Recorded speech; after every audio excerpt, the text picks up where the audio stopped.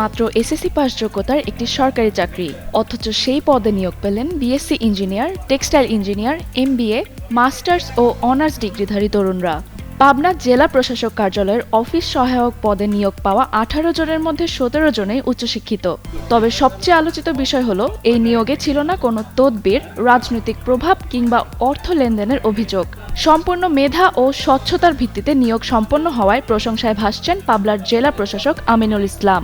চাকরিপ্রাপ্তদের মধ্যে রয়েছেন পাবনা বিজ্ঞান ও প্রযুক্তি বিশ্ববিদ্যালয়, American international university Bangladesh, Eden মহিলা কলেজ, সরকারি এডওয়ার্ড কলেজ সহ দেশের বিভিন্ন স্বনামধন্য শিক্ষা প্রতিষ্ঠান থেকে পাশ করা তরুণ তরুণীরা। তাদের মধ্যে কেউ বিএসসি ইঞ্জিনিয়ার, কেউ টেক্সটাইল ইঞ্জিনিয়ার, কেউ এমবিএ, আবার কেউ মাস্টার্স ডিগ্রিধারী। জানা গেছে, জাতীয় বেতন স্কেলের 20তম গ্রেডের অফিস সহায়ক পদে আবেদনের জন্য ন্যূনতম শিক্ষাগত যোগ্যতা ছিল শুধু এসএসসি পাস।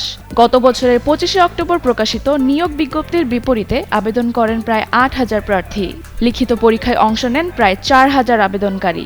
গত 19 জুন অনুষ্ঠিত লিখিত পরীক্ষায় উত্তীর্ণ হন 44 জন। পরদিন মৌখিক পরীক্ষার মাধ্যমে চূড়ান্তভাবে নির্বাচিত হন 18 জন। বৃহস্পতিবার জেলা প্রশাসকের কার্যালয়ে আয়োজিত এক অনুষ্ঠানে তাদের ফুল দিয়ে বরণ করে নেওয়া হয় এবং যোগদানপত্র প্রদান করা হয়। অনুষ্ঠানে জেলা প্রশাসক আমিনুল ইসলাম বলেন, পুরো নিয়োগ প্রক্রিয়া শতভাগ স্বচ্ছতা, মেধা ও যোগ্যতার ভিত্তিতে সম্পন্ন হয়েছে। কোনো ধরনের সুপারিশ, তদবির, রাজনৈতিক চাপ কিংবা অর্থ লেনদেন ছাড়াই যোগ্য প্রার্থীদের নির্বাচন করা হয়েছে। তিনি আরও বলেন, এই নিয়োগ কার্যক্রম তার কর্মজীবনের অন্যতম স্মরণীয় অধ্যায় হয়ে থাকবে। পাশাপাশি তিনি দুর্নীতিমুক্ত প্রশাসন গড়ার অঙ্গীকার পুনর্ব্যক্ত করে বলেন, আমি দুর্নীতি করব না এবং কাউকে দুর্নীতি করতে দেব না। এদিকে অনুষ্ঠানে উপস্থিত জনপ্রতিনিধি, সাংবাদিক, সুশীল সমাজের প্রতিনিধি এবং নিয়োগপ্রাপ্ত তরুণরা স্বচ্ছ ও দুর্নীতিমুক্ত নিয়োগ প্রক্রিয়ার প্রশংসা করেন।